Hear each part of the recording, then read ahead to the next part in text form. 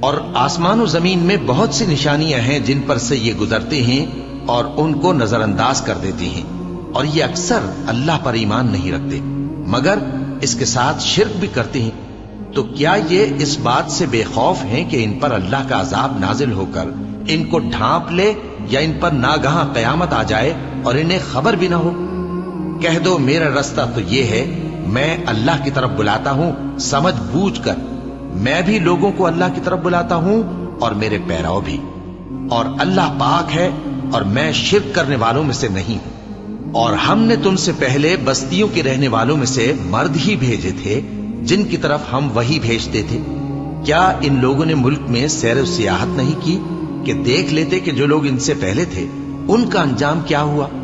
اور متقیوں کے لیے آخرت کا گھر بہت اچھا ہے، کیا تم سمجھتے نہیں؟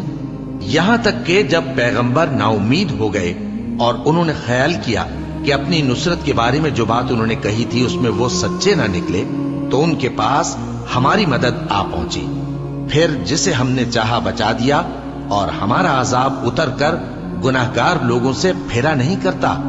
ان کے قصے میں عقل مندوں کے لیے عبرت ہے۔